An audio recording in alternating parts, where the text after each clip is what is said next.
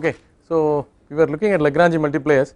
Yesterday we looked at an interesting aspect of the Lagrange multipliers, namely the graphical interpretation or the graphical visualization of the Lagrange multipliers, Lagrange multiplier method. In the first few minutes I will reiterate that point and then we will go on to look at a mathematical proof of the Lagrange multiplier method, the economic significance of the multipliers, and what are the second order necessary and sufficient conditions to establish whether the stationary point is a maximum or a minimum or an extremum, and we will wind up with some examples where we look at the second order necessary and sufficient conditions and try to figure out whether the optimum is indeed a maximum or a minimum or inflection point. So if you look at the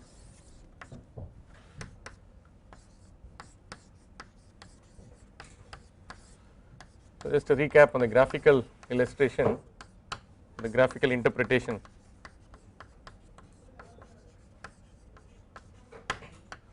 So for a two variable problem, this is x1 and x2.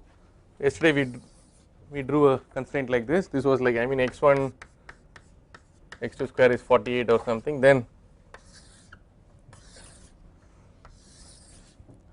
so we drew y is equal to c1, y is equal to c2, and so on.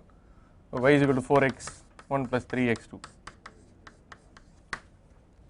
Okay, so these are all constant y lines. So this delta y will be in this. Okay, so this is phi equal to 0. Phi equal to, so this is a line, this is a curve corresponding to phi equal to 0. Therefore, this will represent del phi. So we are saying that del y minus lambda del phi equal to 0. Yesterday there was a point whether suppose we move this y is equal to constant into this, any problem, Vinay? Suppose there was a question like whether if we move the y is equal to constant line into this curve, what happens? No, I think Abhishek was trying to say no, it will satisfy the constraint. No, it won't satisfy the constraint. Maybe there will be some more point. See, the constraint will be satisfied only if the point is on this curve. Okay, so if you go inside, it does not mean that all the points, any point here will satisfy the constraint. No, it is x1 x2 square equal to 48. Two other points may be, but I am not, but we cannot declare that the whole region, once you cross to the right of the tangent, the whole region becomes a feasible solution. Are you getting the point?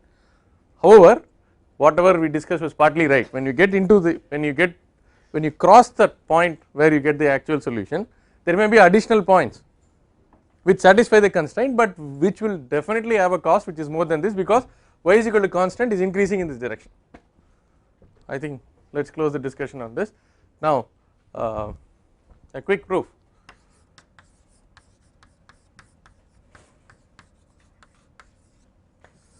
So the important point to remember is del y and del phi, the two vectors are collinear. Lambda, the introduction of lambda is a mathematical necessity because the magnitudes of del y and del phi need not be the same. So you can have, some books will say del y plus lambda del phi equal to 0, some people will say del y minus, after all lambda is only a scalar, and then please remember that finally the point must be on the constraint. Therefore lambda y minus lambda del phi alone is not sufficient to solve the equations, in conjunction with del phi is equal to 0. Right, a quick proof. Let us consider a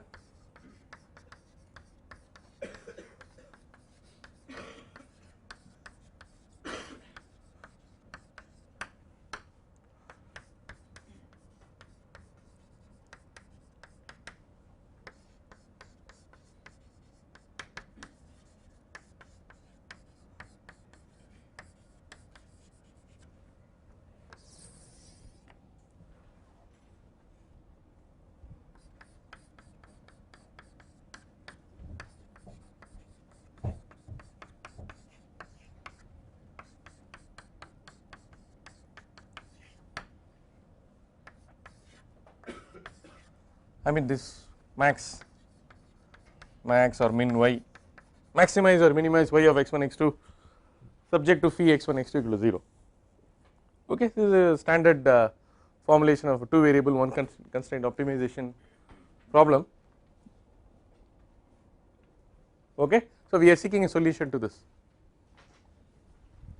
Now if you we want to write out an expression for the differential d of phi, the d of phi can be written as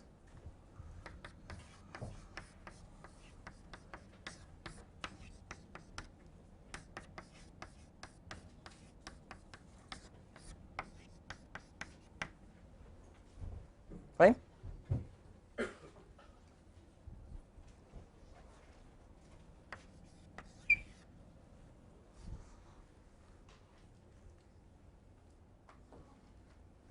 When you are seeking a solution to the optimization problem, the constraint has to be necessarily satisfied.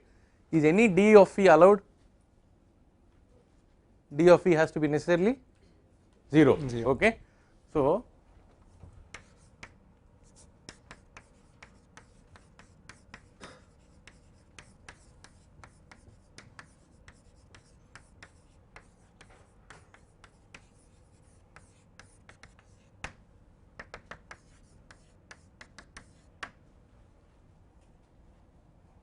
therefore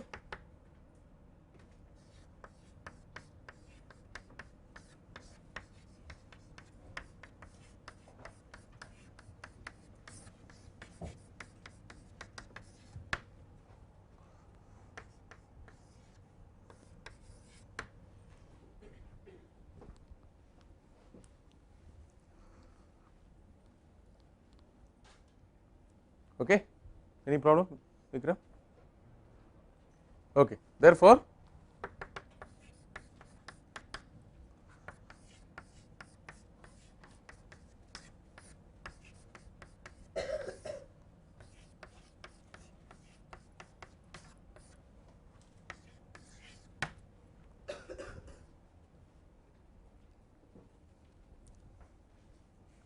I am just doing some algebraic manipulation, that is all. So we got an expression for dx1, let us keep it. Now let us start working on dy, right. Shall I erase this?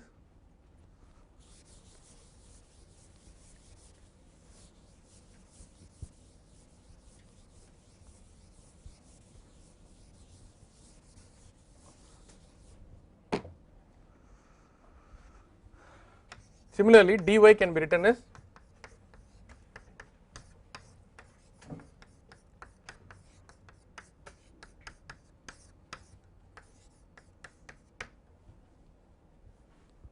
okay.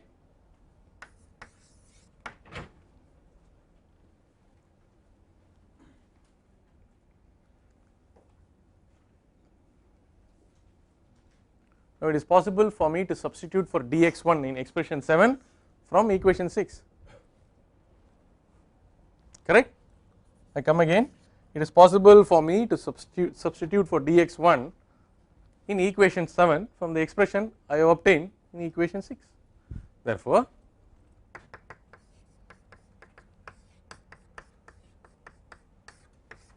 minus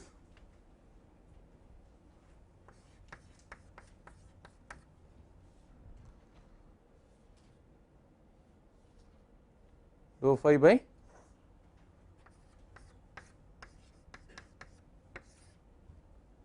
divided by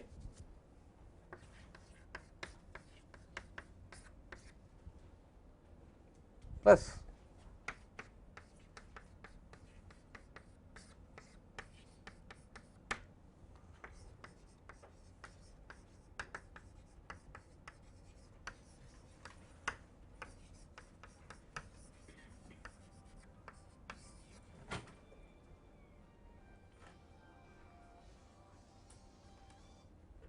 okay.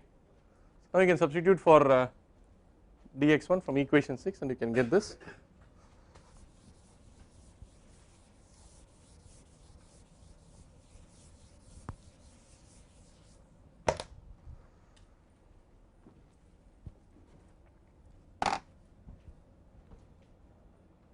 Now I say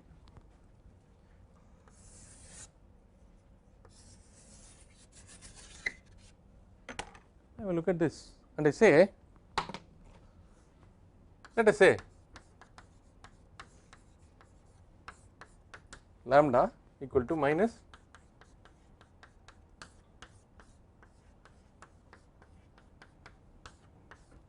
I am not violating anything, right. I can define. So India is a free country, so you can define whatever you want. So let us define lambda equal to, now substituting for lambda, so this should be 8.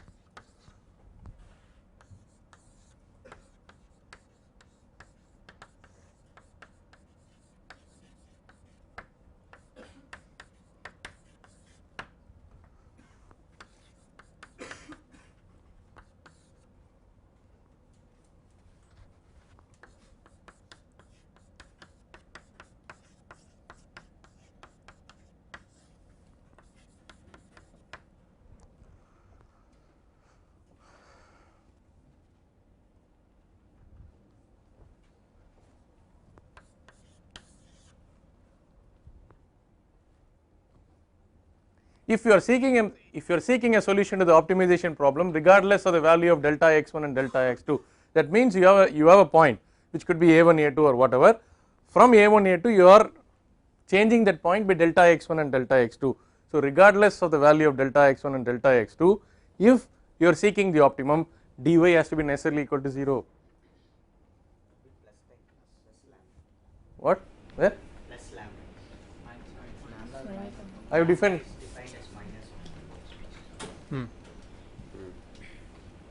Then we will cut the minus.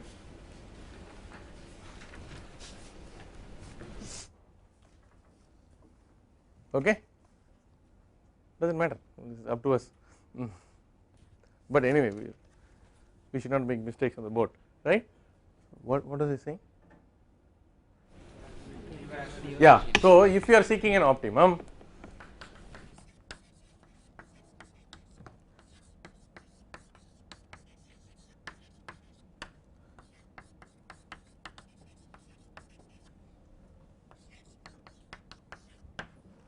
therefore the term within the brackets has to be 0. There is no point in making dx to 0, that is very silly argument, right?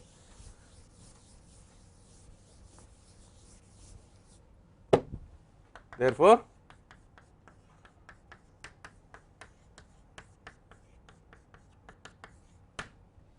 from the definition of lambda,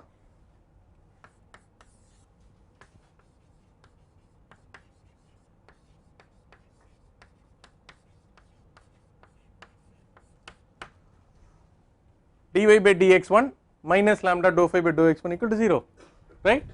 From the definition of lambda,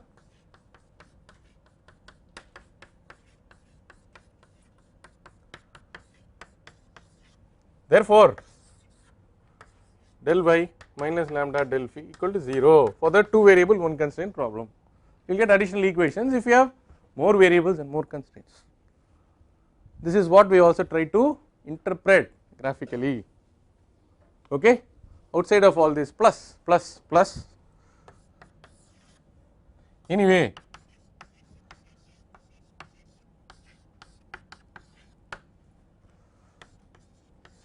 so equations 11 to 13 constitute a set of n plus m equations. If you have a n variable m constraint optimization problem where m equality constraints are there, this can be solved and simultaneously to get the values of x1 to xn and lambda 1 to lambda m. This is a mathematical proof of the Lagrange multiplier method. Is that okay?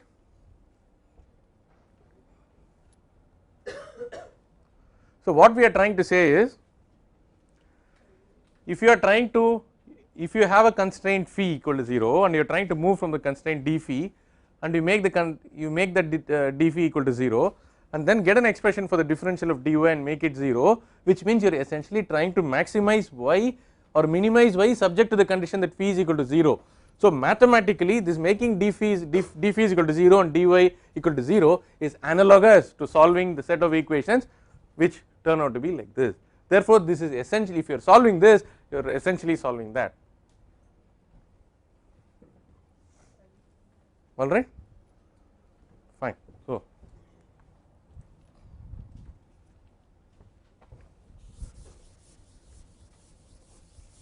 let us look at the economic significance of the multipliers.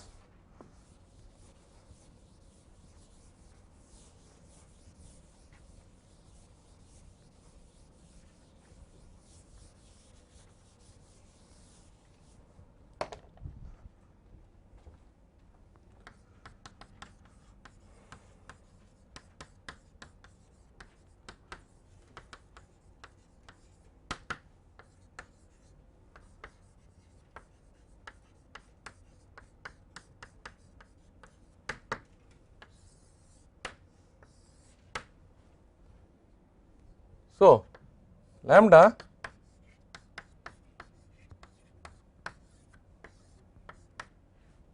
this plus indicates at the optimal point, right.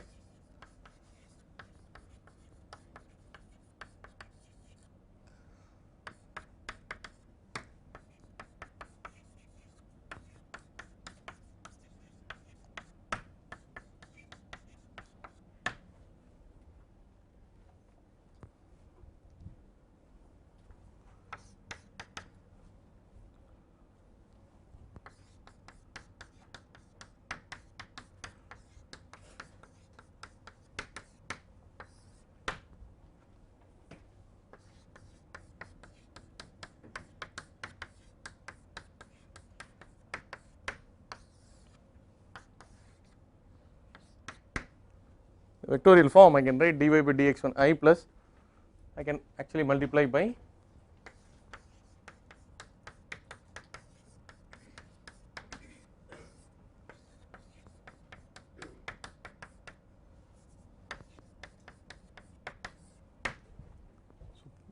what does it give you?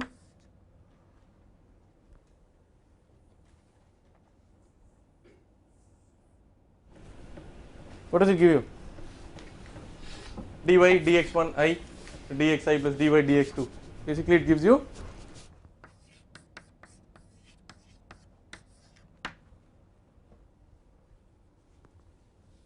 okay. I just changed the inverted triangle to the normal triangle, okay. Therefore, lambda gives the ratio of the change in the objective function to the change in the constraint. This is also called, so this is actually the sensitivity coefficient,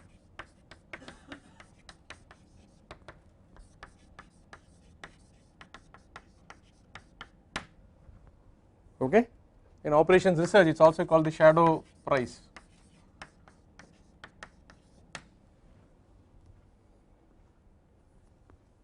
What is the meaning of the shadow price? What is the meaning of the shadow price? Chalk piece. Okay, let us consider a problem. So there is a company which is making furniture. He is very much worried about the chalk piece. Let it be there, no.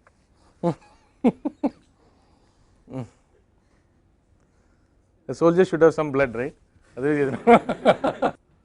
Okay, so what is this? So what is the shadow price? Let's look at a furniture company which makes only two types of products, table and chair. Okay, so certain amount of wood is required for making one chair, certain amount of wood is required for making one table, certain amount of labor is required for making the chair, certain amount of labor is required for making the table. The cost price of the chair will be smaller compared to the cost price of the table. Therefore, the profit will be some C1 x1 into C2 x2, right, where C1 is the so C1 is basically the profit per chair and C2 is the profit per table, right. You want to maximize the profit subject to the condition that there is a finite amount of labor and there is a finite amount of material available. So this Lagrange multiplier basically talks about, so in this problem for the furniture problem under consideration, so the two constraints are you have the constraints on the time available, the labor and the material, and there is a profit which is y. So if more wood is made available to the furniture company or if more labor is available to the furniture company, how will the objective function change? So it is a shadow price. So if you pump in more resources, what will be the profit? It is a shadow because it is not done yet. If you put in those resources according to all these formulations you have, it should result in so much change in the profit.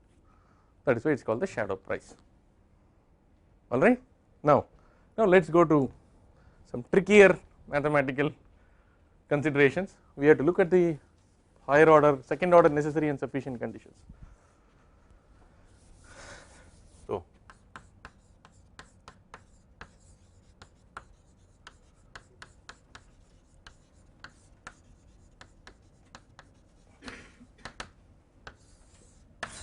test for maxima minima,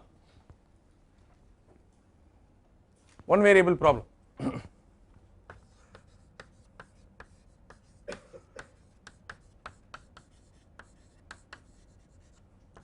dy by dx equal to 0,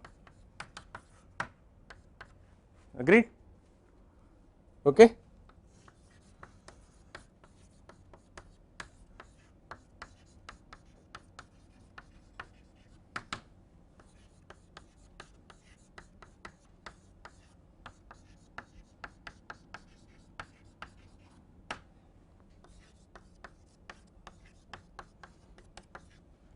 It is called a saddle or an inflection point.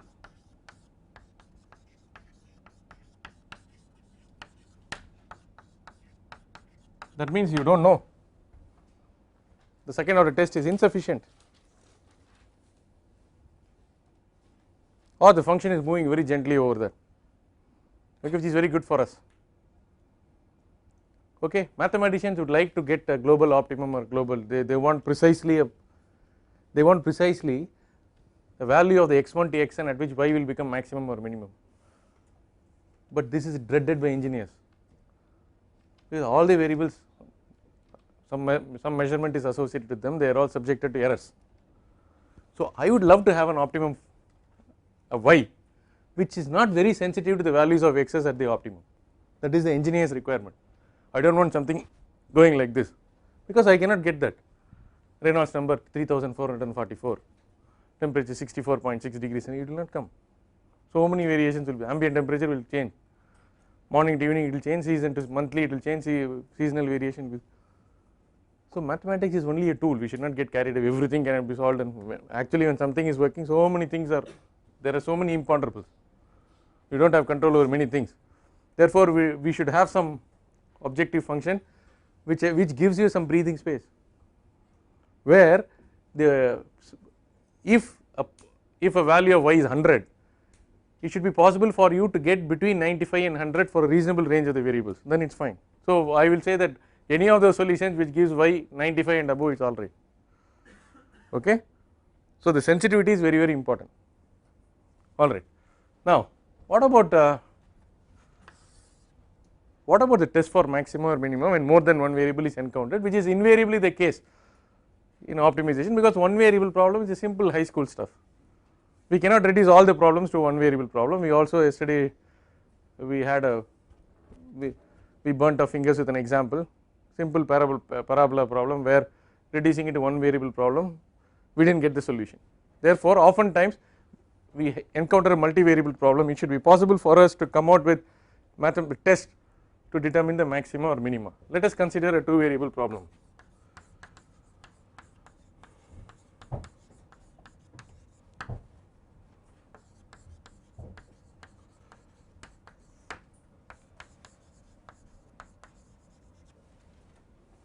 Okay, y is a function of x1 x2, we want to minimize y.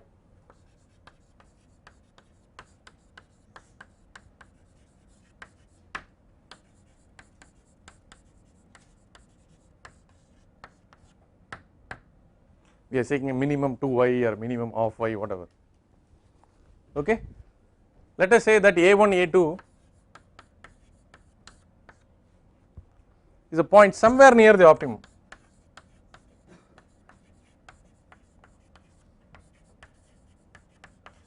or is the optimum itself, but we want to test, right.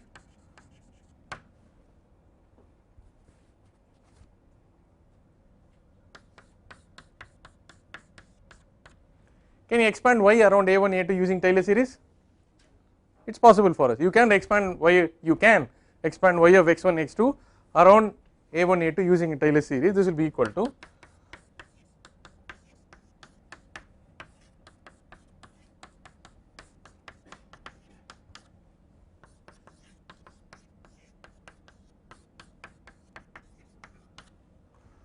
plus,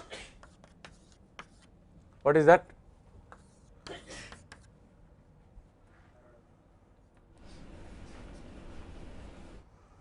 one by 2 factorial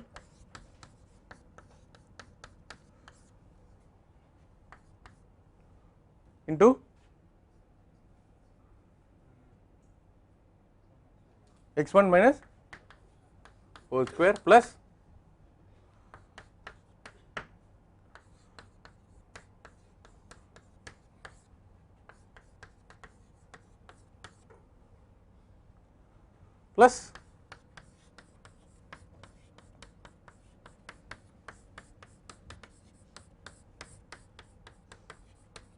plus higher order terms.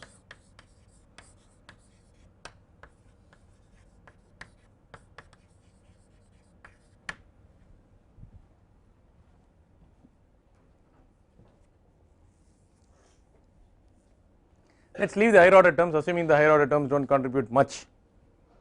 Okay, so we should start examining what are the, how do we establish the test of, how do we come up with the procedure which lets us determine whether that A1 A2 is really minimum or not.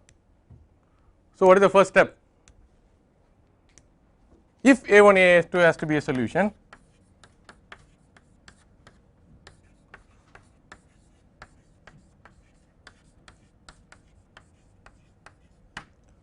dy by dx1 must be equal to dy by dx2 at A1 A2, correct?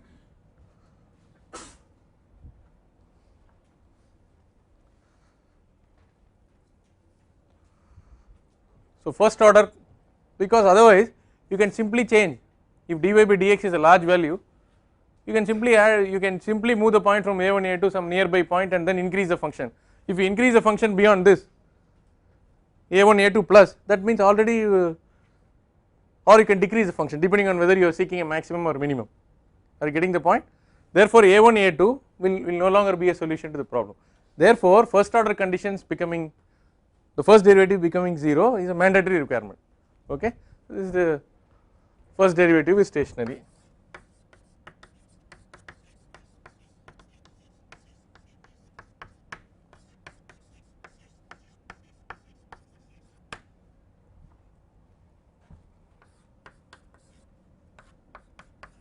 It is A R Y, right? E R Y is something else. E R Y is paper and pencil. Okay.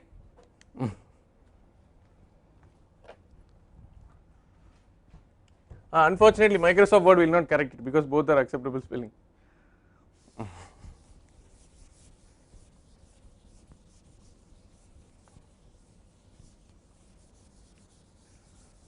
It has not become intelligent enough to figure out the context, right? I erased it anyway.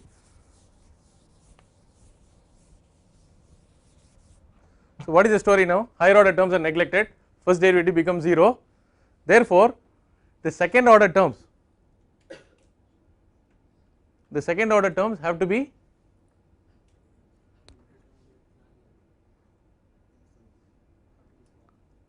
positive or negative or 0, what is it? If A1 A2 has to be a solution, if you move from A1 A2, any perturbation in A1 A2 will result in a value of y which is more than y at A1 A2. Therefore it is enough for us to prove that the second order terms result in a positive quantity. I am seeking a minimum only. For a minimum, correct. For a minimum, any perturbation in A1 A2, any perturbation in x1 x2 around A1 A2 will result in a value of y which is more than the value of y at A1 A2. Therefore y at A1 A2 is indeed the minimum, right. In order to prove that, the second order terms must be, you have to prove that the second order terms or find out conditions when those second order terms together will become positive. Is that okay? Now therefore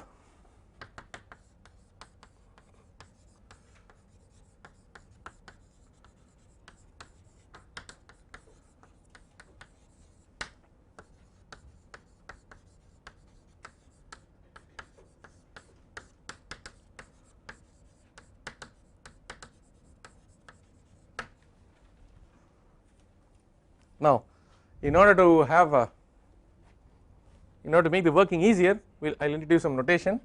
A1 A double 1 is dou squared y,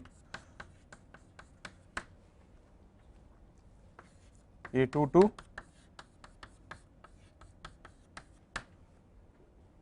A12 the order of the differentiation does not matter. So dou squared y dou x1 dou x2 is the same as dou squared y dou x2 dou x1. Okay. So can you look at the second order terms now?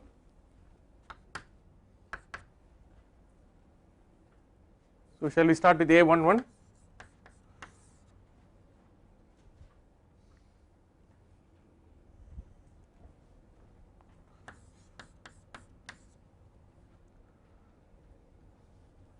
Plus plus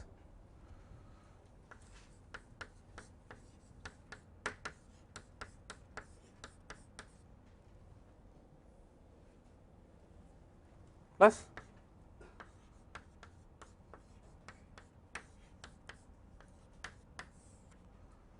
must be greater than 0, right. If this condition is satisfied, you are getting a minimum regardless of the value of delta x1 delta x2, right. The story is clear now. Okay. Now how do we get conditions for this?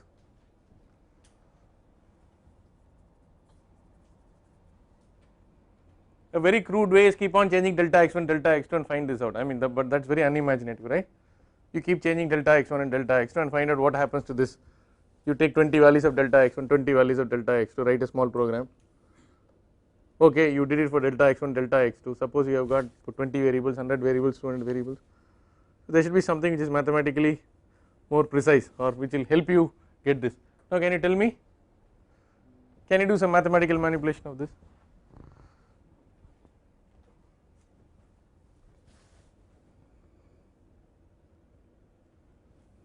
Up to this it is clear? Find out x1 by solving a quadratic equations. Oh, how do you do that? Take x squared, so the form x squared plus ax plus c equal to c. No, regardless of the value of delta x1 and delta x2, in fact you know that it is the coefficients a11 a12, it will be these coefficients which ultimately decide the fate of this expression, right. Divided by delta, fine, you start doing, I am going to work out, you start, now establish the condition. I have told you that this is the starting point, there are many ways of doing it, please start doing. Yeah, you can rearrange that 4 and other things can, the 4 is a problem, no, that is why I took this 2 out and I did something, I already multiplied, right. No, I should get a 2 here, right.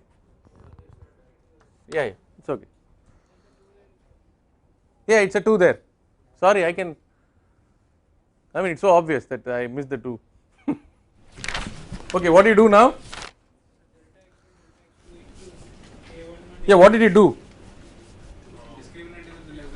Yeah, discriminant, yeah, that condition can be satisfied, but I will work it out. So to save time,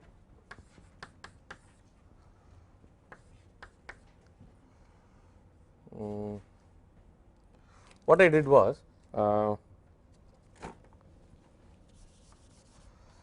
can you write like this, a11 into delta x1 plus a12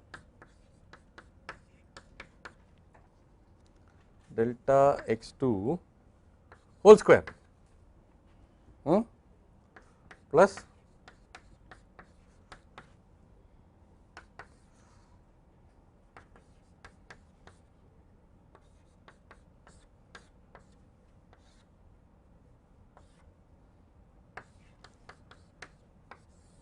is that okay?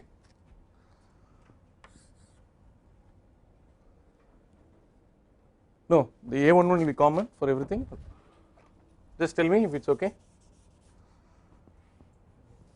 The a11 will be common for everything.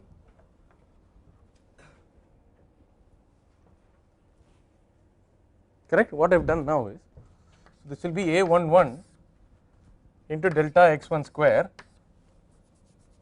okay, plus 2 delta x1 delta x2 a12 by a11. So the first two terms you will get an additional square term which is a12 by a11 square delta x2, but I put the square minus term here which will cancel, right. So this will be plus a22 by a11 delta x2 square which is coming here, and I am subtracting this again, A12 by A11 square delta x2 square, right. So adding and subtracting.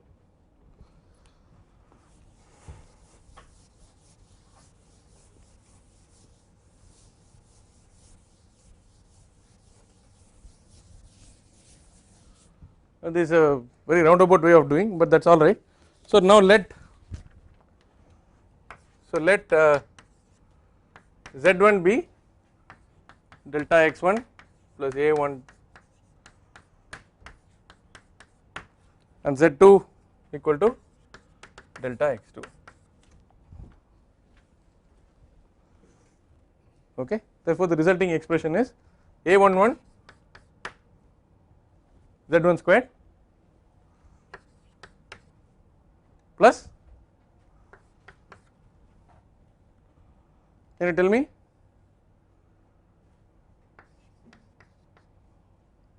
what happened, a22 minus, yeah, can you complete it?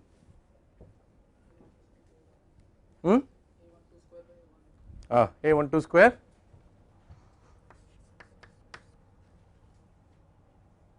by a11 must be greater than 0.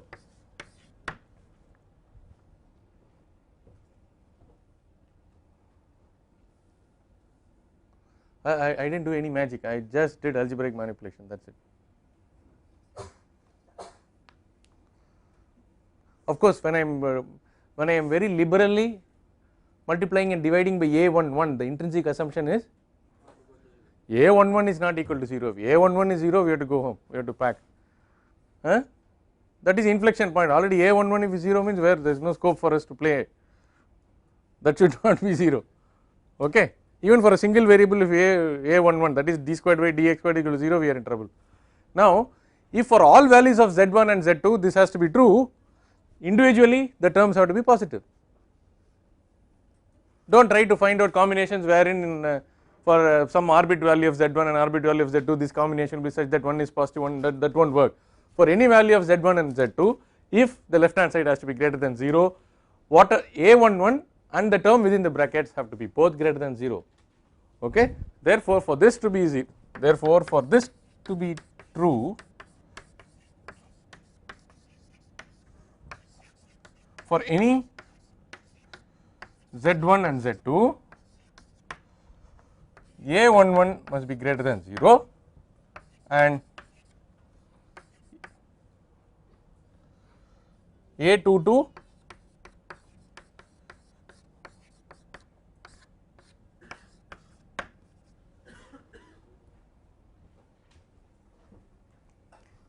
okay. Therefore,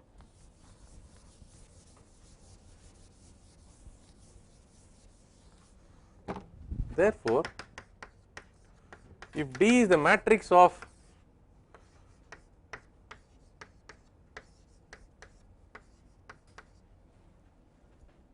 is also equal to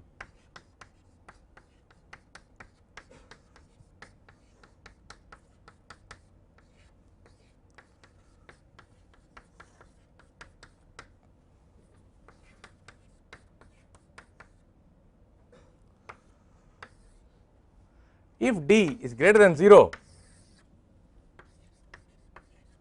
and a11 is greater than 0, then Y is a minimum.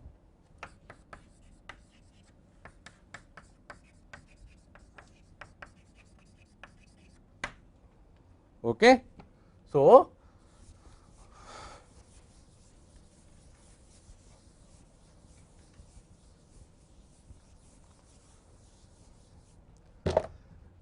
the D happens to be the determinant of the matrix of partial derivatives.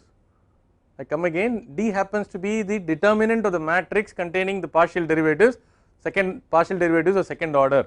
Therefore, if you have the Hessian matrix which is defined by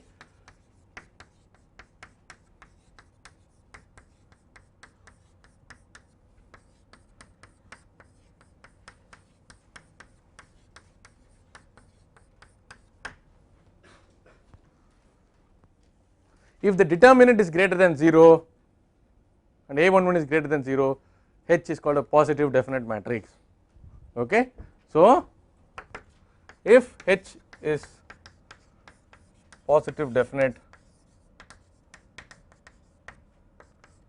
Y is a minimum.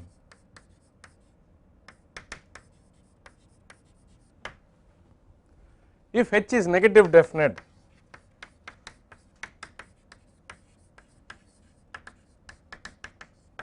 Y is a maximum. That is A11 less than 0, D greater than 0. If H is indefinite, Y is a saddle point.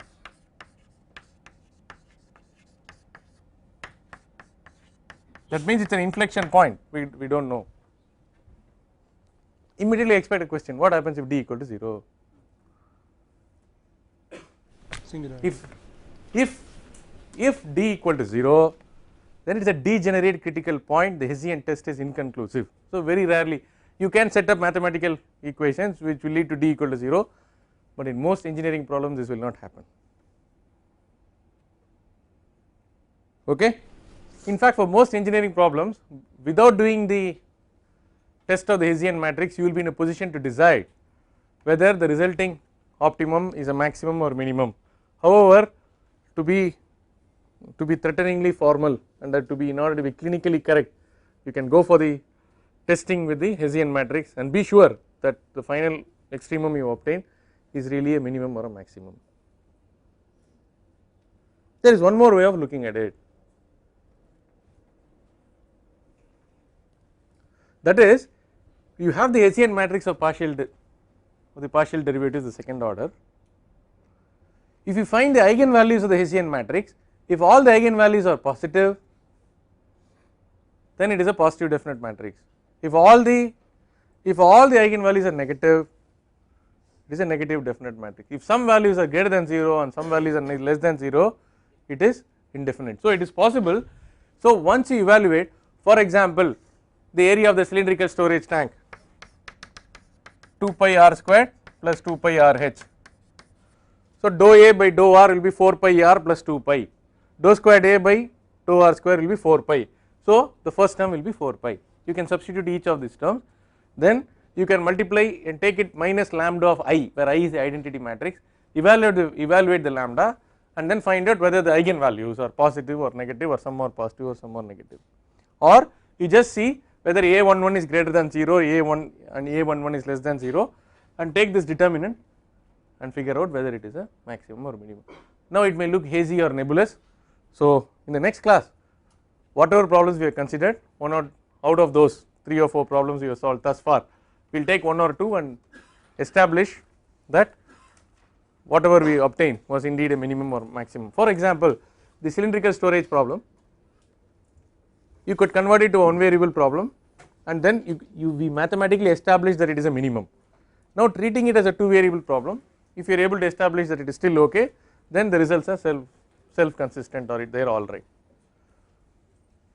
fine, okay. So, if you want more, then you will have to read upon some advanced mathematics books. Kreisig, for example, in Kreisig lot of discussion is there about Hessian matrix and all that. So, the Hessian matrix is a matrix of partial derivatives. If you take the determinant and find, and determinant has to be greater than 0,